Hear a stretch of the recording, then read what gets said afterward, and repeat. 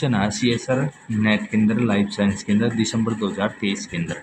Suppose each of my brother have the same number of the children as I have the sister, each of the sister having the same number of children as I have brother. If my sibling have a total number of 12 children, none of them an only child, the number of my sibling is। ठीक है, देखो हिंदी में और बता देते हैं इसका conclusion क्या है। मान लीजिए कि प्रत्येक भाई के उतने ही बच्चे हैं जितने मेरी बहनें हैं, ठीक है, और प्रत्येक बहन के उतने ही बच्चे हैं जितने मेरे भाई हैं। यदि मेरे भाई बहनों के कुल 12 बच्चे हैं और उनमें से कोई भी इकलौता बच्चा नहीं है, तो भाई और बहनों की संख्या है, यानी कि भाई बहनों की संख्या बतानी है। ठीक है, अब मैं दो तरीके से बताऊं, हिंदी में भी बता देता हूँ और इंग्लिश में भी बताता हूँ। इसका आंसर क्या गया, 5 आ जाएगा। ठीक है, देखो let's be is the number of my brother, यानी ये बी क्या है, ब्रोदर की संख्या है। S is the number of my sister, यानी सिस्टर कितनी है, एस है, और ब्रोदर कितने हैं, बी है।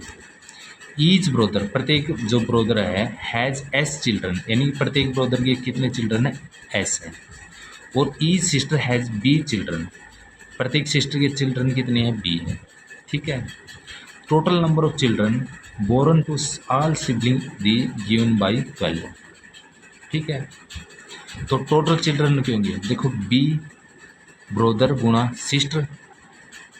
ठीक है, ब्रोदर गुणा सिस्टर, तो ब्रोदर कितने हैं, बी माना था, और सिस्टर के इक्वल है उसके चिल्ड्रन, तो एस हो गया, प्लस में सिस्टर गुणा में उसके बच्चे कितने हैं, उसके भाई के बराबर हैं, तो भाई की संख्या कितनी थी, बी थी, तो बी आएगा।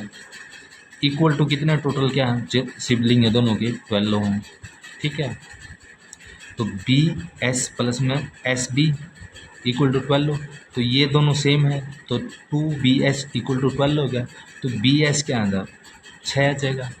ठीक है, नेक्स्ट क्या करना है, इसके BS 6 है तो इसके फैक्टर बनाते हैं। देखो बॉयज़ और सिस्टर, ये बॉयज़ है, ये ना, ये ब्रोदर है, ये सिस्टर है, तो 1 गुणा 6 हो सकता है, एक तो फैक्टर ये बना देगा, 6 इक्वल गए। दूसरा फैक्टर क्या है, 2 गुणा 3 हो सकता है, बॉयज़ ब्रोदर प्लस और सिस्टर के 6 का इक्वल, एक फैक्टर तो ये बना। दूसरा फैक्टर सेम ही बनेगा। अब यहाँ हमने क्या लिया था, पहले ब्रोदर लिया था, ये ब्रोदर की लाइन है, तो ब्रोदर 3 ले लिया, पहले 2 लिया था, अब 3 ले लिया, गुणा में 2 सिस्टर इक्वल टू 6। अब ब्रोदर कितना है, 6 ले लिया, गुणा में 1 सिस्टर ले ली 6। देखो ये देखो सेम है बट चेंज किया हुआ हमने, ये भी सेम है, ये भी चेंज किया हुआ। ठीक है, अब देखो टोटल सिबलिंग क्या होंगी, ब्रोदर प्लस में सिस्टर, तो कितने हैं, 2 प्लस 3 है। जब ब्रोदर की संख्या 2 रखी और सिस्टर की संख्या 3 रखी, देखो ये ही ले सकते हैं हम, ये तो होगा नहीं। ठीक है, ये पॉसिबिलिटी नहीं है, तो ये होगा। और दूसरी क्या है, 3 प्लस 2 हो सकता है, जब ब्रोदर 3 लेंगे तो प्लस में सिस्टर का 2 लेंगे तो ये हो सकता है, जब भी 5 आएगा और ये करेंगे तभी 5 आएगा, तो टोटल ब्रोदर सिस्टर की संख्या कितनी है, 5 है।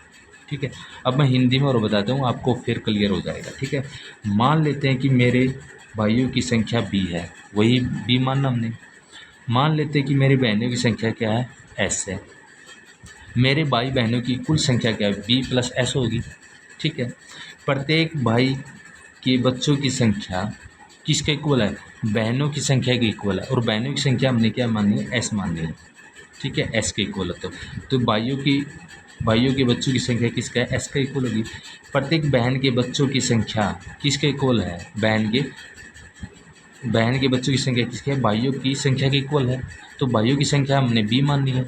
ठीक है, तो ये इसके बहन के बच्चों की इक्वल होगी, ये बी। ठीक है, अब देखो सभी भाइयों के कुल बच्चे कैसे निकालें, सभी भाइयों के कुल बच्चे, भाइयों की संख्या और इक्वल गुणा में उसके बच्चे, प्रत्येक भाई के बच्चे। ठीक है, भाइयों की संख्या हमने बी मानी है और प्रत्येक भाई के बच्चे कितने हैं, एस है। एस किसका इक्वल है, एस की संख्या हमने किसका इक्वल मानी है, बहनों की संख्या के इक्वल है। ठीक है, ये वाली तो ये होगी। ठीक है, दोनों की गुणा कर देंगे।